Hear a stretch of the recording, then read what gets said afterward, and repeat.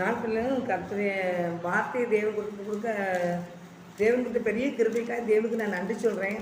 இதனால என்ன நினச்சினா லூக்கா 15ஆம் அதிகாரத்தில் நம்ம வந்து இந்த இளையகுமாரனை குறித்து நான் பார்க்க போகிறேன். இளையகுமாரனை குறித்து என்ன போட்டிருக்குன்னா, அவர் வந்து 2 பையங்க. அவருக்கு வந்து ஒரு மனிதருக்கு 2 பையங்க. அந்த 2 பையங்களில் வந்து இளையவன் வந்து நினச்சிறேன்னு கேட்டால் லூக்கா 15ஆம் அதிகாரத்தில் 11ஆம் வசனத்தில் இருந்திருக்கு. இளைய மகன் என்ன செய்கிறாங்கட்டா, எனக்கு சொத்தில் பாதியை எனக்கு எழுதி தந்துருங்க, எனக்கு தந்துருங்க, எனக்கு நான் தூரம் வெளி தேசத்துக்கு போகிறேன் என் நண்பர்களோடு அப்படின்னு சொல்லி கேட்டு வாங்குகிறான். அப்பாவும் அதுக்கு பிறகு கையில் கொடுத்துருந்தாரு. என்கிட்ட பைபிள் வந்து நிறையா வந்து நிறைய காரியங்கள் பைபிள் எழுதப்படலை. ஏன்னு கேட்டிங்கன்னா, பைபிள் அவர் ஆண்டவர் செய்த அற்புதங்கள் அதிசயங்கள் ஆண்டோடைய இருக்கும்போது நடந்தது எல்லாமே எழுதுனா உலகம் காணாதுன்னு சொல்லி யோவான் கடைசி அதிகாரத்தில் கடைசி வசனம் போட்டிருக்கு. அதனால் அது எல்லாம் போடலை, சுருக்கமாக போட்டிருக்காங்க. அவங்களுக்குலாம் அப்பா பிள்ளைங்களுக்குலாம் வாக்கம்லாம் நடந்திருக்கும். ஆனால் சொத்தை என்ன செஞ்சாங்க, விற்று பாதியை கையில் கொடுத்துட்டாங்க. பொண்ணு அவன் கெட்ட நண்பர்களோடு என்ன செஞ்சாங்கன்னா வெளி தேசத்துக்கு போயிட்டான். வெளி தேசத்துக்கு போய் அங்கே என்ன செஞ்சுட்டான், துன்மார்க்கமாக ஜீவனம் பண்ணி ஆஸ்தியை அழித்து போட்டான்னு பைபிளில் போட்டிருக்கு. 13 வசனத்தில் துன்மார்க்கமான ஜீவியம் பண்ணியிருக்கான். ஃப்ரெண்ட்ஷிப்பில் போய் துன்மார்க்கமான காரியங்கள் எல்லா இடங்களும் சுற்றி பார்த்து என்னென்ன வகையில் பணங்களை செலவழிச்சிட்டான். எல்லாத்தையும் அவன் செலவழித்த பிறகு அந்த தேசத்துலேயே கொடிய பஞ்சமன் உண்டாயிட்டு அவன் ஃப்ரெண்ட்ஷிப்பில் என்ன செஞ்சாங்களே அவங்கள விட்டு போயிட்டாங்க. அவன்கிட்ட யாரும் இல்லை, எல்லோரும் விட்டுட்டு போயிட்டாங்க. ஆனால் வந்து அந்த தேசத்தில் வந்து பஞ்சம் வந்துட்டு இவன்ட்டு பணம் கிடையாது, ஒன்றுமே கிடையாது. அவன் பஞ்சம் வந்தவுடனே என்ன செஞ்சிட்டான், அவனுக்கு வந்து மனசுக்கு ரொம்ப கஷ்டப்பட்டு குறைபட தொடங்கிட்டான். அந்த தேசத்து குடிகளில் ஒருவனிடத்தில் போய் ஒட்டி கொண்டான். அந்த தேசத்தில் இருக்கிற ஒரு பெரிய பணக்காரங்கிட்ட போய் என்ன செஞ்சான், ஒருத்தங்கிட்ட போய் ஒட்டிட்டான். பணக்காரன் போடலை, தேசத்தின் குடிகளில் ஒருவனிடத்தில் போய் ஒட்டி கொண்டான். அந்த குடியானவன் அவனை தன் வயல்களில் பஞ்சுகளை மேய்க்கும்படி அனுப்பினான். அந்த குடிகளான நினச்சானா பன்னி மேய்க்கிற வேலையை கையில் கொடுத்தான்.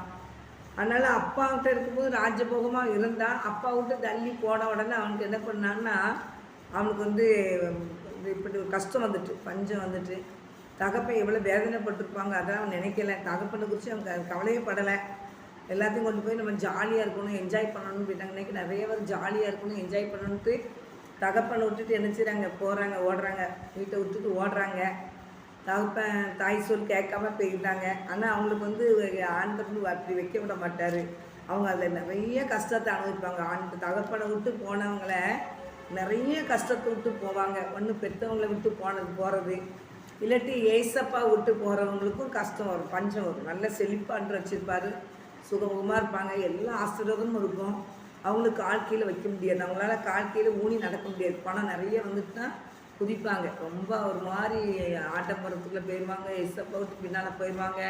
நான் இப்படி இருக்கணும் அப்படி இருக்குன்னு சொல்லி உலகத்துக்குரியது தபையில் அடிக்க ஆரம்பிச்சிடுவாங்க. அப்படியே என்ன செஞ்சுட்டான், போயிட்டான்.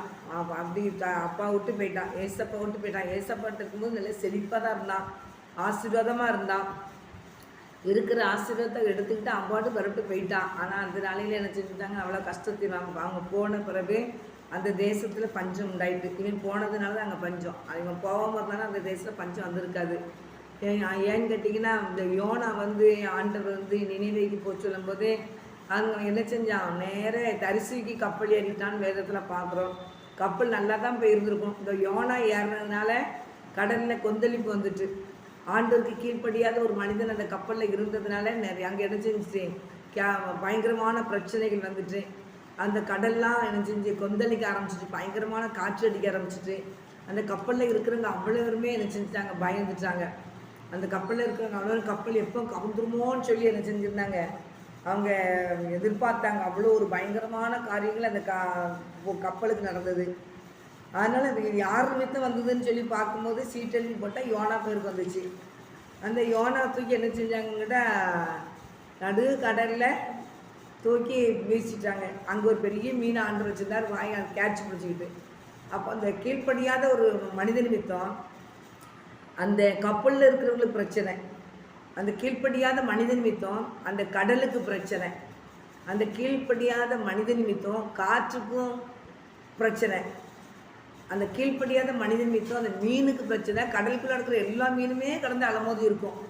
எங்கே அப்படி கடல் ஏறி மேலே மேலே போய் கொந்தளிச்சு அந்த கப்பல் கவுந்து விடுற மாதிரி அது அப்படி வந்து போய் ஆண்டவர் அப்படி பண்ணார். ஆனால் கீழ்ப்படியாத ஒரு மனிதன் இருக்கும்போது அந்த மனிதன் மீது அந்த குடும்பத்தில் பயங்கரமான பிரச்சனை வரும். அந்த குடும்பத்துக்கு வந்துட்டு அதே மாதிரி தான் இந்த தகப்பனும் கீழ்ப்படியாமல் போன அந்த இளையகுமாரன் நிமித்தம் அங்கே என்ன செஞ்சு அந்த தேசமே பஞ்சத்துக்குள்ளே போயிட்டு, அந்த தேசமே பஞ்சத்துக்குள்ளே போன பிறகு அவன் சிந்திச்சு பார்க்குறான். அதில் அங்கே இருக்கிறவங்ககிட்ட போய் வேலை கேட்குறான். அவங்க வந்து பண்ணி அவங்க வயல்வெளியில் அவங்க வச்சுக்கிற தேச குடிகளை ஒரு இடத்தில் போய் ஒட்டி கொண்டான். அது குடியானவன் அவனை தன் வயல்வெளிக்கு போய் வயல்களில் இருக்கிற பஞ்சிகளை மேய்க்கும்படி அனுப்பினான். கடைசியில் அப்பா விட்டு தூரமாக போனான்னு ஏசப்பா விட்டு தூரமாக போனான்னு தான் பண்ணி தான் மேய்க்கணுமே தவிர பண்ணி தான் இருக்கிறதுலே ஆக கழுவி இந்த பண்ணியை தான் என்ன செய்யணும் மேய்க்கணும். கழுதை மேய்ச்சல் கூட ஆண்டர் சுமந்தது வாகனம். பண்ணி வந்து அப்படி கிடையாது. விசாசுக்கு தான் ஒரு விசாசுக்கு நான் கேட்கான் பண்ணி கொடுத்துட போட்டோமான்னு கேட்பான். அந்த பிசாசுகள் அந்த அப்படி அதே மாதிரி அந்த பண்ணி தான் ஆக கழிவு. அந்த கடைசியில் ஆண்டவரோடு தூரமாக போனால் அந்த பண்ணி கொடுத்து தான் போக முடியும்.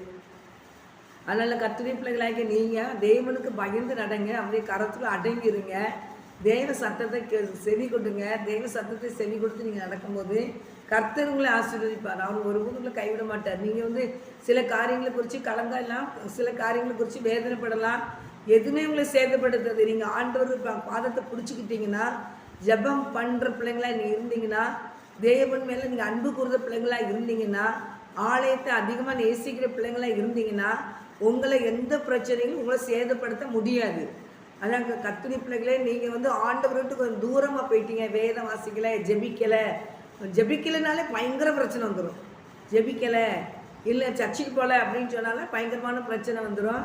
அதனால் அவங்க சொல்கிற ஒரே ஒரு காரியம், நீங்கள் ஜபிக்கலை அப்படின்னாலே விசாசம் வந்து எந்த நேரம் எந்த ஜபிக்கிற வீட்டையே படாமல் படுத்திட்டு இருப்பான். ஏன்ட்டு அவங்க நடக்கிற பாதை பரலோகராஜ்யத்துக்கு போகிற பாதை. அந்த பாதையை தடுக்கிறதுக்கு அவன் நிறைய பிரச்சனையை உண்டு பண்ணிக்கிட்டு இருப்பான். ஆனால் அவங்க ஜெவமணி அந்த விசாசிகளை அழிச்சு ஜெவமணி போய்கிட்டே இருப்பாங்க. அதில் ஜபத்தில் பின்வாங்கிறாதீங்க, வேத வசத்தில் பின்வாங்கிறாதீங்க, ஆலயத்துக்கு போகிறதுல பின்வாங்கிறாதீங்க. உங்களுக்காக எங்களுக்காக எனக்கு எங்கள் குடும்பத்துக்காக வைத்துப்பட்டு பரலோகராஜ்யம் நமக்கு இருக்குது. பரலோகராஜ்யத்தை என்ன செஞ்சு விட்டுருக்கிறது. அதனால் கர்த்தருடைய பிள்ளைகளை பாருங்கள், பின்வாங்கி போனதுனால அந்த இளையகுமாரன் பன்னி கூட்டத்தில் போய் நிற்க வேண்டியதாயிட்டு. அந்த பசியாக இருந்தானா, ஆனால் அந்த தவிர்த்த திங்கிற கூட ஆசையாக இருந்தானா, அந்த தவிடு கூட அவனுக்கு கிடைக்கல அப்படின்னு சொல்லி பைபிள் சொல்ல போட்டிருக்கு. அப்போ தான் அவன் புத்தி தெளிந்தவன் ஆகிறான். ஒன்றும் இல்லாமல் ஆனவர் தான் அவன் தகப்பனை நினச்சி பார்க்கான். இன்னைக்கு கஷ்டத்தின் மத்தியில், வறுமையின் மத்தியில், வியாதியின் மத்தியில் கடந்து போகும்போது தான் நம்ம ஆண்டவரை தேடுவாங்க. ஐயோ நான் எப்படிலாம் இருந்தேன், பேச போட்டு நவுண்ட உடனே இவ்வளோ கஷ்டப்பட்டுட்டேனே அப்படின்னு சொல்லி அவ்வளோத்துக்குள்ளே கஷ்டப்படுவாங்க. என் அன்பு சகோதரி நாட்களில் தேவனாய் கர்த்தரை இருக பற்றி கொள்ளுங்க. அவன் புத்தி தெளிந்தவனாய் என்ன செஞ்சானா, அவன் புத்தி தெளிந்தவனாய் தகப்பன் கூலிக்காரன் எத்தனை பேரோ உண்டு, பூர்த்தியாக அவங்களுக்கு சாப்பாடு உண்டு, ஆனால் நானும் பசினால வருந்துக்கிறேன்னு சொல்லி பயங்கரமான வேதனைப்படுறான். அப்போ தான் அவன் என்ன புத்தி தெளிஞ்சப்போ தான் எலும்புகிறான். நான் எழுந்து என் தகப்பனுக்கு போய் தகப்பனை பரத்துக்கு விரோதமாய் உமக்கு விரோதமாய் பாவம் செய்தேன்னு போய் சொல்ல போகிறான். இப்போ பரத்துக்கு விரோதமாய் உமக்கு விரோதமாக நான் பாவம் செஞ்சு ஆண்டவரேன்னு சொல்லி இப்போ நிற்கும் போது தான் என்ன செய்ய முடியும். ஆண்டவர் கண்ணோக்கி பார்ப்பார். அது வரைக்கும் அமைதியாக இருப்பார். எவ்வளோ தூரம் ஓடுறான் பார்ப்போன்னு பார்ப்பாங்க, எவ்வளோ தூரம் ஓடுறான் பார்ப்போன்னு பார்ப்பாங்க. அதனால் நீங்கள் ஏசப்பா பிடிச்சிக்கிட்டிங்கன்னா உங்களுக்கு பெரிய ஆசீர்வாதம் தான். ஏசப்பா பிடிச்சிக்கிட்டா பெரிய ஆசீர்வாதம் உங்களுக்கு காத்திருக்கு. நம்மளுக்கு உண்மையிலேயே ஆண்டவர் ஒரு குறை இல்லாமல் ஆசீர்வதிப்பார். பரலோகராஜ்யத்துக்கு கூட்டிகிட்டு போயிடுவார்.